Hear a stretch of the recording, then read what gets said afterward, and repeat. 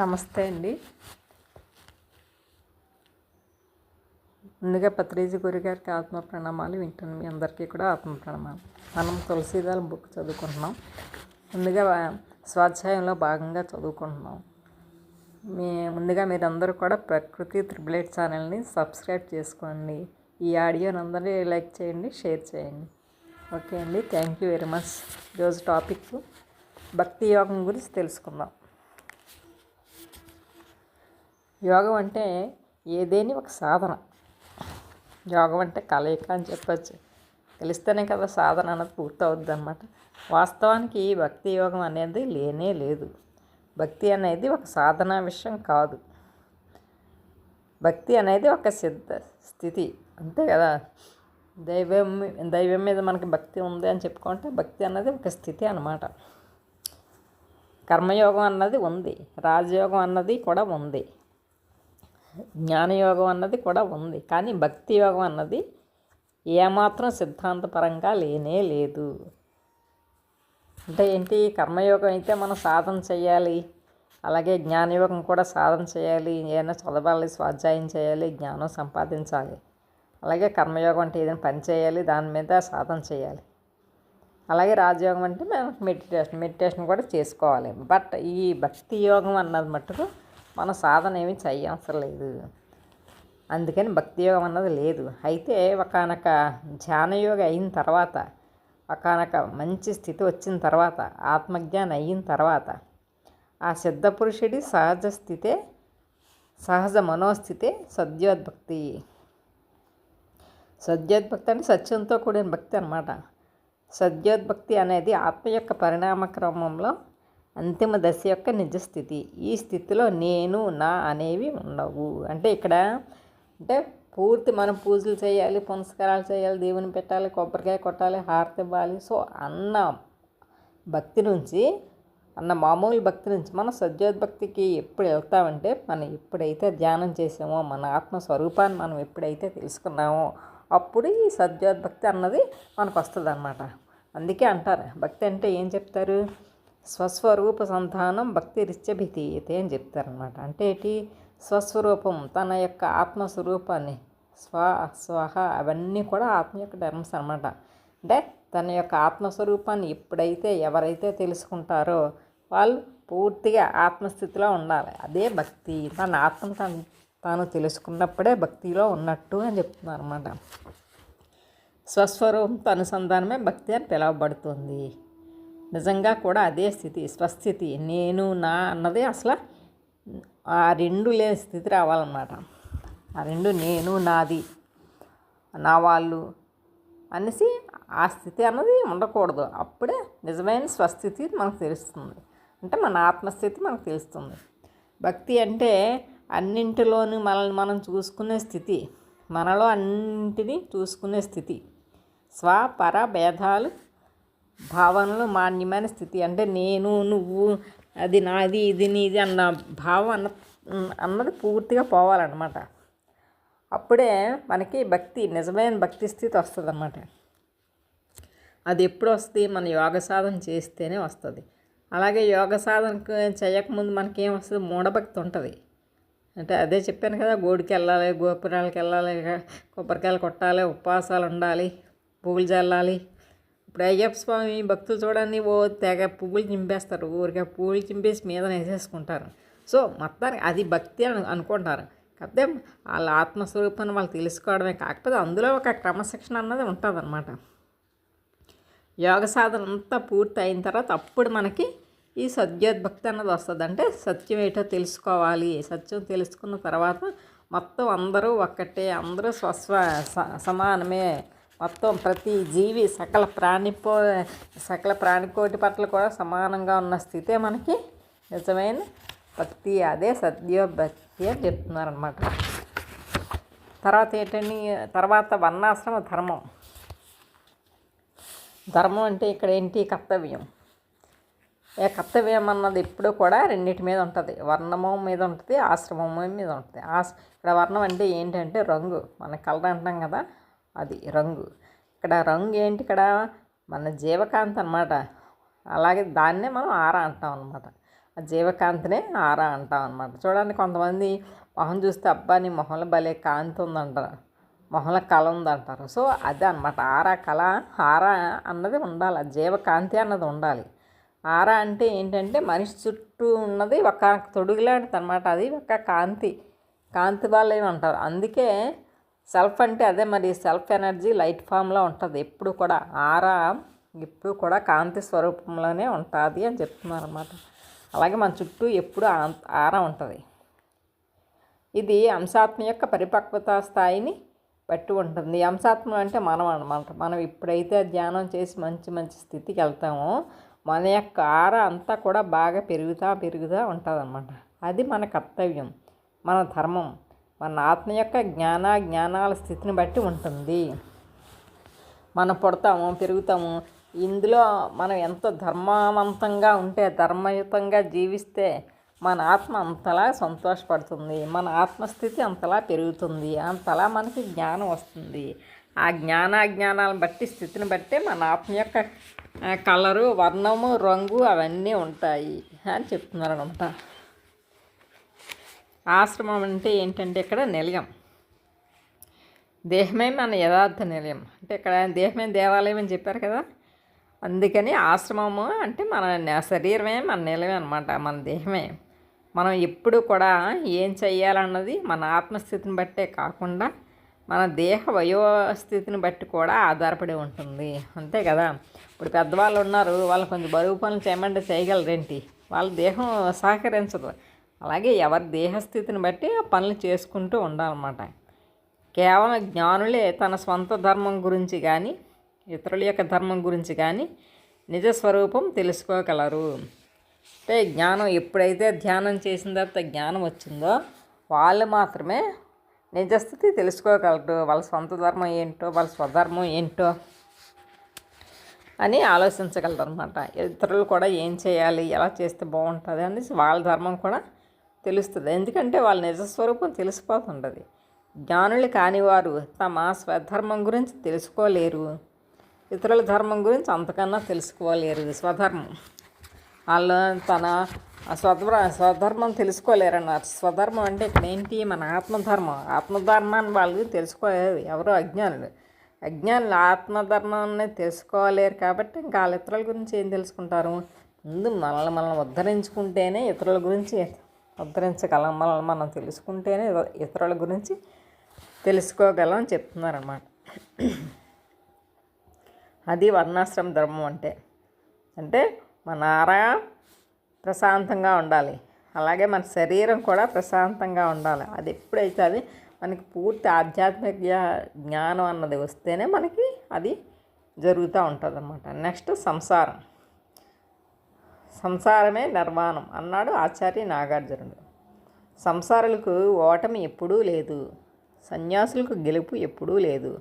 అందుకే పరమపద సోపాన పటంలో కూడా సరస్వతి బ్రహ్మలని, పార్వతీ పరమేశ్వరులని, లక్ష్మీ నారాయణులని సంసార శ్రేష్టత గురించి నొక్కి చెప్పబడి ఉంది.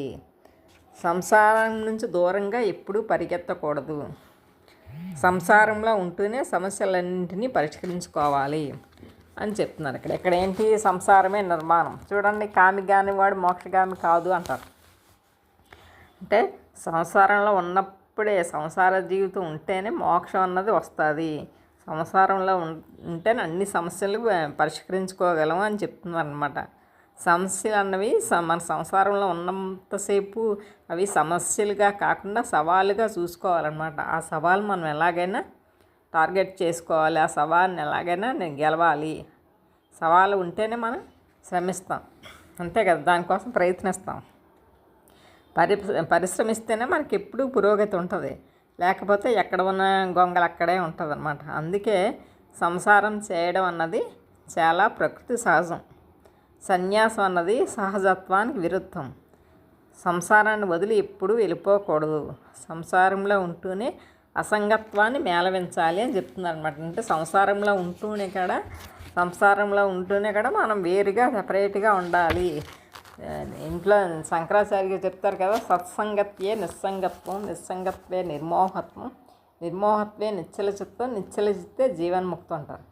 సో నిశ్చలత ఉంటే జీవన్ముక్తి వస్తుంది. ఆ నిశ్చలతాన్ని ఎలా చూసుకోవాలి? మన సంసారంలో ఉంటూ కూడా నిశ్చలంగా దేనికి అంటున్నట్టు మనం ఉండగలగాలి. అంటే పద్మపత్రం మేవాంబస అంటే ఏంటి? తామరాకు మీద నీటి బట్టు.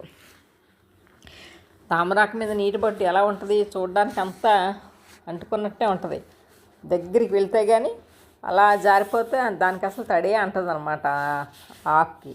సో అలాగే మన సంసారంలో ఉన్నాం, అన్నీ చేస్తాం, అన్నీ అనుభవిస్తాం, అన్ని సుఖాలు పొందుతాం, అన్ని బాధ్యతలు నెరవేరుస్తాం. అన్నీ చేసినా కూడా ఈ సంసారంలో మట్టుకు పూర్తిగా మునిగిపోకూడదు. మునిగి ఉంటే మట్టుకు మనకి సమస్యలు వస్తాయి. సంసారాన్ని ఎంతవరకు మనం చూడగలిగితే అంతవరకే చూసుకోవాలి అని చెప్తున్నారు అనమాట. నెక్స్ట్ ఏంటి? సన్యాసం. సన్యాసం అంటే సమ్యక్ న్యాసం. సన్యాసం సమ్యక్ అంటే ఏంటి? సరి అయినవి. న్యాసం అంటే వదిలిపెట్టడం. కనుక సన్యాసం అంటే ఏది వదిలిపెట్టాలో వాటిని వదిలిపెట్టాలి. ఏవి త్యాజనీయమో వాటిని త్యజించడం. త్యాజనీయం అంటే విడిచిపెట్టడం అన్నమాట. త్యాజనీయం అంటే విడిచిపెట్టడం. అంటే మనం ఏం విడిచిపెట్టాలా ఇవి విడిచిపెట్టేయాలి. అయితే వీటిని వదలాలి చెప్తారు కదా. అహంకారంలో నేను నాది అన్నదాన్ని పూర్తిగా విడిచిపెట్టాలి అని చెప్తారనమాట. ఇక్కడేంటి? నేను ఇదే అనే భావాన్ని, నేను ఇంతే అనే భావాన్ని, నేను వేరే నువ్వు వేరే అనే భావాలను, ఇది నాది అనే భావాన్ని, అంటే ఏంటి? స్వపర భేదాలు మట్టుకు ఉండకూడదు అని. అంటే నేను నాది అన్న భేదాలు ఉండకూడదు. అందుకే అంటారు నామాలు వదిలేయాలంటారు కదా.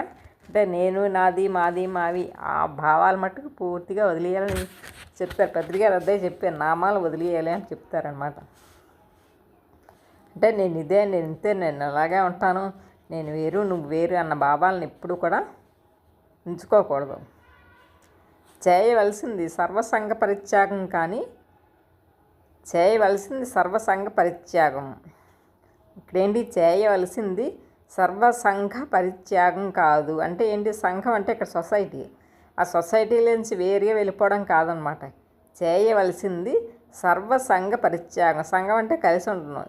ఎందులో అంటే ఏ వస్తువుతో అయితే కలిసి ఉన్నామో, వస్తువులతో అవనండి, భార్యాభర్తలు అవనియండి, లేకపోతే ఏ వస్తువుల మీద మోహం పెంచుకోవడం అవనియండి. సో అలాంటివన్నీ కూడా కొంతవరకే, ఆ సంగత్వం కొంతవరకే ఉంచుకోవాలి. అలాగే మన సంఘంతో మటుకు పూర్తిగా ఉండాలి. చుట్టుపక్కల ఉన్న వ్యక్తుల సముదాయమే సంఘం. సంఘం అంటే ఏంటి? మన చుట్టూ ఉన్న జనాలే. ఆ జనాలతో మటుకు మనం ఎంతవరకు ఉండాలి అంతవరకు ఉండాలి. అలాగని పూర్తిగానే ఎక్కువగా ఉండకూడదు, పూర్తిగానే తగ్గి ఉండకూడదు అనమాట. అలాగే సమాజంలో ఉంటూనే సంగత్వం, అంటే సంఘంలో ఉంటూనే సంగత్వంగా ఉండాలి. ఇక్కడ అది మనం గమనించుకోవాలి. సంఘంలో ఉంటూనే అంటే సొసైటీలో ఉంటూనే సంగత్వంలో ఉండాలి. అంటున్నట్టు ఉండాలి. దేనికి ఎక్కువగా అతిగా ఏంటి రియాక్ట్ అవ్వకూడదు అనమాట. ప్రతి ఏ విషయంలోనూ కూడా. సంఘం అంటే ఇక్కడ మితిమీరణ అనే భావన, అంటే అన్యూ అటాచ్మెంట్ అనమాట. కలిసి ఉండాలి సంఘంతో, కానీ సంఘం లేకుండా ఉండాలి. అంటే ఇక్కడ ఏంటి చెప్పేది? నేను చెప్పింది చెప్పారు. పద్మపత్రం ఇవ్వాంపసలాగా, అంటే తామరాకు మీద నీటి బట్టులాగా అంటున్నట్టే ఉండాలి. సంఘం ఎప్పుడు వాంఛనీయం, అది మన పురోగతికి తప్పనిసరి. అంటే సొసైటీలో ఉండడం అన్నది తప్పదన్నమాట. మనం సొసైటీలో ఉండాలి. దానికోసం మనం ఎప్పుడు వేచి ఉండాలి. సొసైటీలో అందరితో కలిసి ఉండాలన్నమాట. సంఘం అవాంఛనీయం, అది పురోగతికి గొడ్డలు పెట్టాలి. అలాగని పూర్తిగా ఎక్కువగా అటాచ్మెంట్ ఉండకూడదు. నో అటాచ్మెంట్స్, నో డిటాచ్మెంట్స్ అలా ఉండాలన్నమాట. సర్వసంగ పరిత్యాగమే సమ్యక్ న్యాసం అని చెప్తున్నారు. అంటే అన్ని విషయాల్లో కూడా సంగత్వం పూర్తిగా తగ్గించుకోవడమే సమ్యక్ న్యాసం అని చెప్తున్నారు. అంటే పూర్తిగా తగ్గించుకోవడం అంటే పూర్తిగా వదిలేయమని కాదనమాట. అంటున్నట్టు ఉండాలి అని చెప్పడం అనమాట అక్కడ. నెక్స్ట్ ఏంటి? గృహస్థాశ్రమం. ఇక్కడ గృహస్థాశ్రమం గురించి ఏం చెప్పారంటే, యస్మాత్ త్రయోప్యాస్య పునో దానే నాణ్యే ప్యావతాన్యహం గృహస్థేనైవ ధార్యస్యే తస్మాత్ జ్యేష్ఠో శ్రమో గృహే అని చెప్పారు. ఇది మనుస్మృతిలో చెప్పారనమాట. అంటే ఏంటి? బ్రహ్మచారులకి, వానప్రస్థులకి, సన్యాసులకి, ఈ 3 ఆశ్రమాల వారికి అన్నాదులు ఇచ్చేవారే గృహస్థులు. వాళ్ళే పోషిస్తున్నారు, అంతే కదా. సన్యాసులకు వెళ్ళేవైనా గృహస్థుల దగ్గరికి వెళ్తారు, బ్రహ్మచారులైనా గృహస్థుల దగ్గరికి వెళ్తారు, వానప్రస్థంలో ఉండే వాళ్ళని గృహస్థులనే ఏమైనా అడిగి తెచ్చుకుంటారు. పూర్వం ఏమన్నా ఏంటి భవతి భిక్షాందేహి అని అడగడానికి వచ్చేవారు వీళ్ళ దగ్గరికి ఒక ఐదింటి దగ్గర మధుకరం అంటారు అన్నమాట. దాన్ని మధుకరం తెచ్చుకోవడానికి సన్యాసులు వెళ్ళేవారు అనమాట. మన సాయిబాబా బుక్లో చదివిన ఏదైనా సరే మనం వాళ్ళ దగ్గర నుంచి తెచ్చుకోవాలంటే వాళ్ళందరినీ పెంచి పోషించే వాళ్ళు గృహస్థులే చేస్తారనమాట. ఈ సన్యాశ్రామంలో ఉన్న వాళ్ళని, వానప్రస్థంలో ఉన్న వారిని, బ్రహ్మచార్యం చేసే వాళ్ళని, అంటే వాళ్ళ గురుకులాల్లో చదువుకుంటారు కదా, వాళ్ళకి కూడా సహాయం చేసే వాళ్ళందరూ సంపదను సృష్టించే శక్తి గృహస్థులకే ఉంటుంది. అందరికీ ఆశ్రయం ఇచ్చేది కూడా గృహస్థులే అని చెప్తున్నారు అనమాట. కనుక గృహస్థాశ్రమము ఎప్పుడు పరిగ్రహణీయము, అంటే ఎప్పుడు ఆచరించాలి. గృహస్థాశ్రమాన్ని ఎప్పుడు కూడా ఆచరించాలి. ఉత్కృష్టమైన గృహస్థాశ్రమంలో ఉన్నప్పుడే అజ్ఞానం నుంచి ముక్తి కూడా సంపాదిస్తే అంతకు మించిన విజయం సార్థకత లేనే లేదు. అంటే ఏంటి, ఇక్కడ సంసారంలో ఉంటూనే మనం నిర్వాణం సాధించాలి అని చెప్తున్నారు అనమాట. అంటే సంసారంలో ఉంటూనే మనం అన్నీ చేసుకోగలగాలి. సంసారంలో ఉండేవాడే గెలుస్తాడు. జీవితంలో గెలిచేవాడు ఎప్పుడు సంసారంలోనే ఉంటాడు. అందుకే అంటారు కదా, కామి కానివాడు మోక్షగామి కాదు అనేసి. మన కామ్యాలంటే మన కోరికలన్నీ తీర్చుకుంటూనే సంసారంలో ఉంటూనే ఏది ఎంత లిమిట్లో ఉండాలో అంత లిమిటేషన్లో ఉండి మనం జీవిస్తూ ఉండాలి. అది గృహస్థాశ్రమం అన్నమాట. అలా చేస్తేనే మనకి ఈ అన్ని ఆశ్రమాలు కూడా బ్రహ్మచర్యం, సన్యాసం, వానప్రస్థం వీళ్ళు ముగ్గురికే కూడా ఆశ్రయం ఇచ్చేవారు గృహస్థులే అని చెప్తున్నారు అన్నమాట. నెక్స్ట్ బ్రహ్మచర్యం. బ్రహ్మచర్యం అంటే ఏంటి? భూరితి బ్రహ్మ. భూ అంటే ఏంటి? అన్నిటికన్నా గొప్పది. ఏమిటి అన్నిటికన్నా గొప్పది? అన్ని పనులను యుక్తంగా తగినట్టుగా చేయడమే నిజానికి అన్నిటికన్నా గొప్పదైంది. ఏ పనైనా సరే ఏమాత్రం ఎక్కువ కాకూడదు, తక్కువ కాకూడదు. ఏ పనినైనా ఏమాత్రం ముందుగా కానీ ఏమాత్రం ఆలస్యంగా కానీ ఎప్పుడూ చేయరాదు. ఆ విధంగా ఎప్పుడు యుక్తంగా శ్రయించడమే బ్రహ్మచర్యం అంటే. అంటే ఎడక్వేట్ కరెక్ట్గా రిపీటెడ్గా చేయాలన్నమాట. అంతేగాని బ్రహ్మచర్యం అంటే స్త్రీ పురుష సంపర్క రాహిత్యం కాదు. బ్రహ్మచర్యం అంటే దాంపత్య రాహిత్యం కాదు. శృంగార రాహిత్యం కూడా కాదు. శృంగారానికి దూరంగా ఉండడం ప్రకృతి విరుద్ధం. అయితే దేనిలోనైనా యుక్తంగానే ఉండాలి. అన్నింటినీ యుక్తంగా మెలగడమే బ్రహ్మచర్యం. అంటే అన్నింటిలో కూడా యుక్తంగా ఉండాలి, సరి సమానంగా ఉండాలి. ఇప్పుడు మనకు ఆకలి వేస్తుంది, ఆకలి తీరినంత వరకు కంప్లీట్గా తినకూడదు అనమాట. అంటే అంటారు కదా, కడుపు నిండా పీకల మయ్య తినకూడదు. ఆడిస్తే అజీర్తి వస్తుంది. ఎంతవరకు తినాలో అంతవరకు అన్నింటిలోనూ కూడా యుక్తంగానే ఉండాలి అని చెప్తున్నారు అనమాట, ప్రతి విషయంలోనూ. నెక్స్ట్ ఏంటి? కోరికలను అణచవద్దు. మనకి ఉన్న కోరికల్ని ఎప్పుడు కూడా అణచుకోకూడదు అనమాట. కోరికలను ఎక్కువగా అణచడం వలన మనం ఆయా వాటికి సంబంధించిన పాఠాలు నేర్చుకోలేము. కర్మలు చేయడం వలనే అనుభవం వస్తుంది. ఎలాంటి కర్మలనైనా సరే చెయ్యాలే కానీ అకర్ముడిగా మాత్రం ఎప్పుడూ ఉండకూడదు. అంటే మనకి ఏమన్నా చెయ్యాలి అనిపించినప్పుడు, మనకి కర్మ చెయ్యాలి అనిపించినప్పుడు కర్మ చేసేయాలి. దానివలన ఏ ఫలితం వచ్చినా మనం చెయ్యాలి, తప్పదు. అంతేగాని కర్మ చేయని వాడిగా అంటే ఆ కర్ముడిగా మటుకు ఎప్పుడూ ఉండకూడదు అన్నమాట. కోరికలే అభివృద్ధికి పురోగతికి మూల కారణాలు. మన కోరికలే కదా, కోరికలను బట్టే మనం జీవిస్తుంటాం. మన అభివృద్ధి కోరికలను బట్టే ఉంటుంది.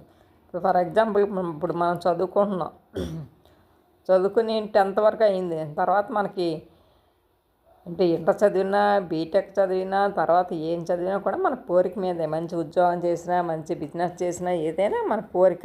ఇది చేస్తే బాగుంటుంది, నేను ఇంకా జీవితంలో పైకి వస్తాను. సో అలాంటి కోరికలన్నీ మనం ఉండబట్టే మన జీవితంలో మనకి అలా పైకి వస్తాం. మన కోరికలను బట్టే మన పురోగతి అంటే ముందుకు వెళ్ళడం అన్నది ఉంటుంది. కోరికలు లేకపోవడం వలన, బలహీనమైన కోరికల వలన ఏది సాధ్యపడదు. మన కోరిక అంటే సరిగ్గా లేదనుకోండి, ఏం చదువుతాంలే, చాలు చదివిన వరకు చాలు, 10th క్లాస్తో చాలు, ఏ వ్యవసాయం చేసుకుని బతుకుదాం సో అనుకున్నాం అనుకోండి, ఇంకా మన జీవితంలో ఇంకా పురోభివృద్ధి అన్నది ఉండదన్నమాట. సో ఏదైనా సరే మన కోరిక మన ఇచ్చ ప్రకారమే జరుగుతుంది. అందుకని కోరికలు ఎప్పుడూ కూడా బలవంతమైన కోరికలే ఉండాలి. ఆ కోరిక వల్ల నాకు మంచి జరుగుతుంది, మంచి స్థితి వస్తుంది అన్న దాంట్లో ఉండాలి. నెక్స్ట్ ఏంటి, కోరికల వలనే మనం విద్యలను అభ్యసిస్తాము, కోరికల వలనే కళలను నేర్చుకుంటాము. అంటే ఫైన్ ఆర్ట్స్, కళలు అంటే ఫైన్ ఆర్ట్స్ అన్నమాట. ఇక్కడ కోరికల వలనే డబ్బు సంపాదిస్తాము, కోరికల వల్లనే సుఖాలను సంపాదించుకుంటాము అని చెప్తున్నారు. అంటే కదా ఏదైనా సరే మన కోరిక మన బిల్డింగ్ని బట్టే ఉంటుంది. డిగ్రీలు పీజీలు డాక్టర్లు ఎంబీబీఎస్లు అవన్నీ చేసామంటే మన కోరిక. అలాగే కళలు, మనం డ్యాన్స్ నేర్చుకున్నాం, లేకపోతే మ్యూజిక్ నేర్చుకున్నాం, మంచి రైటర్ అయ్యాము, మంచి సినిమా ఇండస్ట్రీలోకి వెళ్ళిపోయాము. సో ఇవన్నీ మన కోరికలను బట్టినే. అలాగే కోరిక వలన డబ్బులు సంపాదిస్తాం.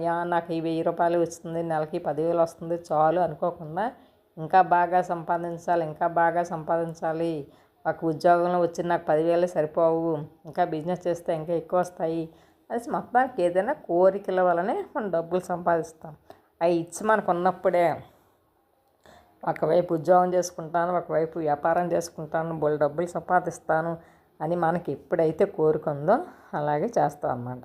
ఈ కోరికల వల్లే మనం సుఖాలను సంపాదించుకుంటాం. డబ్బులు ఎక్కువ ఉన్నాయనుకోండి బాగా బతుకుతాం కదా, అప్పటి వరకు ఫ్యాన్ కింద పడుకున్నాడు చక్కగా ఏసీ కొనుక్కుంటాడు. సో అదే అన్నమాట. ఆ 2 అయిపోయిందో తన సొంత ఇల్లు, అద్దెంట్లో ఉన్నవాడు సొంత ఇల్లు కొనుక్కుంటాడు. సో ఏదైనా కోరిక, డబ్బులు సంపాదించాలన్న కోరిక మీద అవన్నీ జరుగుతాయి అన్నమాట. కోరికలు ఎప్పుడూ కూడా బలవత్తరంగా ఉండాలి, నిర్దిష్టంగా ఉండాలి, ధర్మయుక్తంగా ఉండాలి. కోరిక అన్నది ఎప్పుడూ కూడా ధర్మంగా ఉండాలి. ఏదో సినిమా ఉంటుంది, కోరికలే గుర్రాలు అయితే అంటే కోరికలు మనం మనకి అనుకూలంగా ఉండేలా ఉండాలన్నమాట. అలాగని కోరికలు మరీ ఎక్కువ ఉండకూడదు. మనసు కళ్ళెం లేని గుర్రం అంటారు కదా, మనసు చెప్పినట్టు ఎప్పుడు వినకూడదు. మన కోరికలు మనం చెప్పినట్టు మన కోరికలు ఉండాలి. ఆత్మీయంగా మనం ఉన్నాం అనుకోండి, మన కోరికలు కూడా చాలా ధర్మంగా ఉంటాయి, నిర్దిష్టంగా ఉంటాయి. అంటే మనకి ఏం కావాలో అంతవరకే ఉంటాయి మన కోరికలు కూడాను. కోరికలు లేకుండా మటుకు ఎప్పుడూ ఉండలేదు ఆత్మ ఎప్పుడు కూడా కోరికలు లేకుండా మటుకు ఆత్మ ఎప్పుడూ ఉండదన్న. నిజమే కదా. ఆత్మకి ఏం మరి కోరికలు లేదు అనుకోండి, కోరికలు లేకుండా ఉన్నదంటే ఆత్మకి అనుభవాలు ఎక్కడి నుంచి వస్తాయి? సో ఆత్మకి అనుభవాలు రావాలంటే కోరికలు అనేవి తప్పనిసరిగా ఉండాలి. ఈ కోరికలను బట్టే ఆత్మ యొక్క అనుభవాలు ఉంటాయి. ఆత్మ యొక్క అనుభవాలను బట్టే పునరపి జననం పునరపి మరణం ఉంటాయి. ఈ ఆత్మ అనుభవాలన్నీ పొంది లాస్ట్కి చివరాఖరి జన్మను చేసుకుంటుంది. సో వీటన్నిటికీ మూల కారణం ఏంటి? కోరిక. అందుకని కోరికలను ఎప్పుడూ కూడా మనం అణుచుకోకూడదన్నమాట. అది మంచి కోరిక అవనియండి, చెడ్డ కోరిక అవనియండి. చెడ్డ కోరిక అయితే వాటి అనుభవం వస్తుంది. నా కోరికలు ఇలా ఉండడం వల్ల కదా నాకు కష్టం వచ్చింది అనేసి అనుభవం వచ్చి మళ్ళీ మంచిగా మారడానికి ఆస్కారం ఉంటుంది అన్నమాట. సో అందుకని ఆ కోరిక ఎటువంటిదైనా సరే మనం తీర్చుకుంటూ ఉండాలి. ఈరోజు కాకపోతే నెక్స్ట్ జన్మ, ఆ జన్మకైనా మనలో మార్పు వస్తుంది అని చెప్తుంది అనమాట. సో ఈరోజు మనం 4-5 టాపిక్స్ చదువుకున్నాం. మిగతాదంతా రేపు చదువుకుందామండి. ఓకే అండి, థ్యాంక్ యూ వెరీ మచ్.